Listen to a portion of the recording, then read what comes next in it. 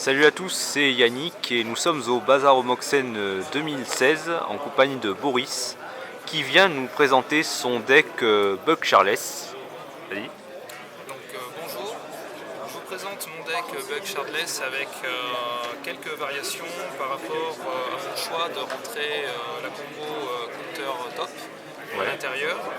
Ouais. Pour ce faire, j'ai enlevé tout ce qui est des fausses, tout ce qui est discard, donc pas de him to tourage, pas de soothsays, pas de duresse et encore moins d'acquisition de cozy deck.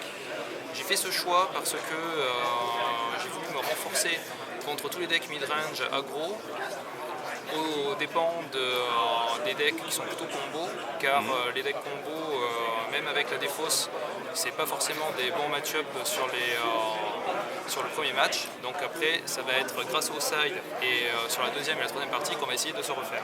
Ça roule. Alors, du coup, on va retrouver quand même la structure d'un deck Bug Shardless classique avec ses 4 Shardless, avec ses 4 visions ancestrales, ses 4 Force of Will.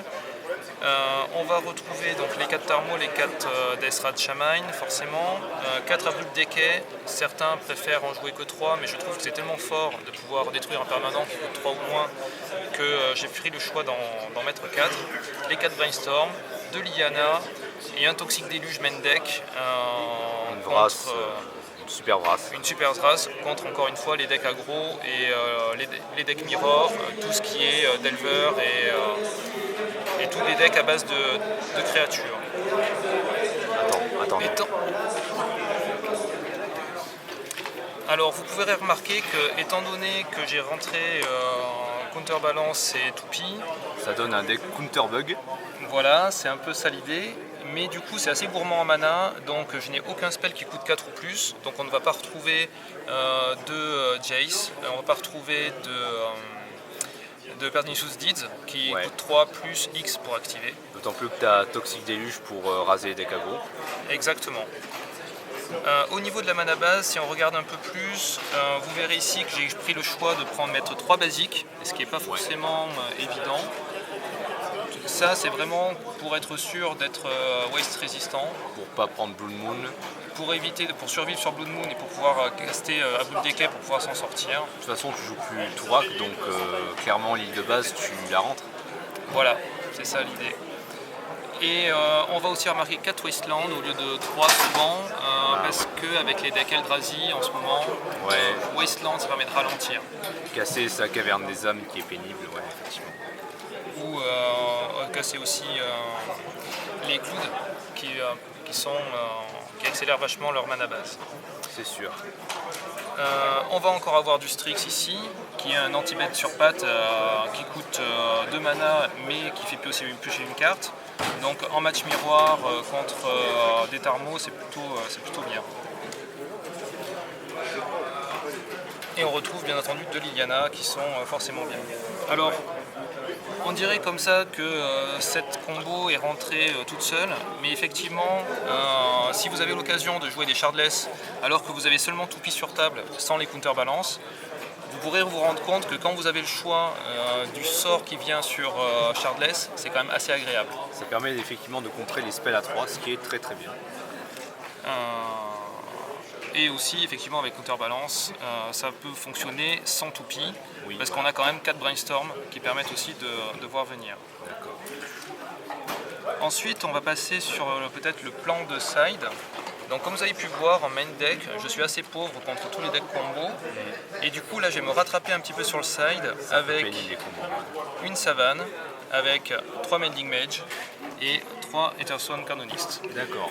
Donc canoniste forcément contre tous les decks déluge, ça va plutôt bien se passer. Les decks Storm, Belcher aussi, c'est bien problématique, donc du coup c'est sympa de les avoir.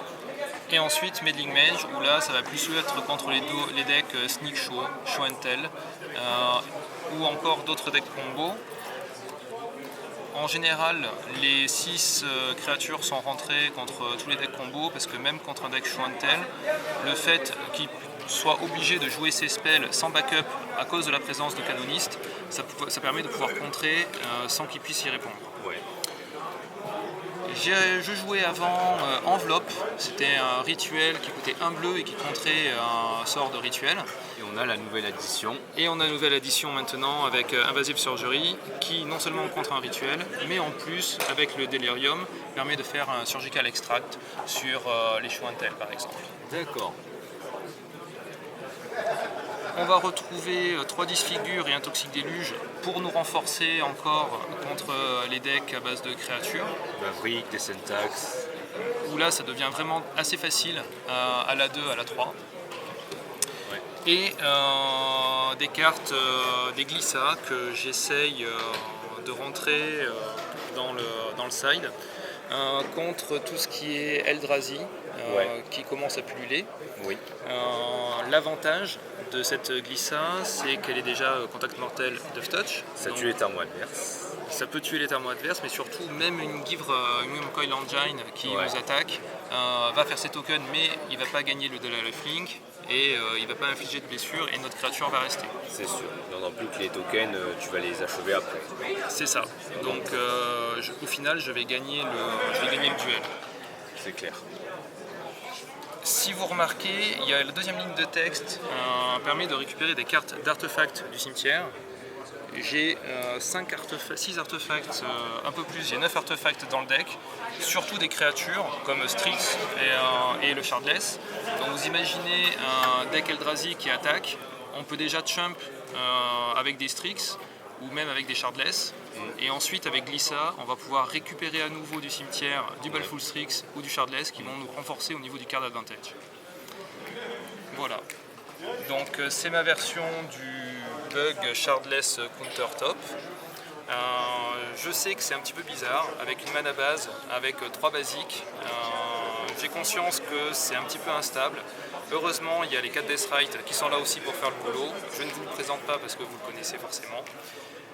Ce deck-là m'a permis de faire quelques performances sur Lyon notamment. Et je vais le jouer demain à l'événement principal du BOM 2016 de Annecy. D'accord, en tout cas on te souhaite bonne chance. Merci. Et à bientôt pour d'autres interviews. Et bon jeu à vous.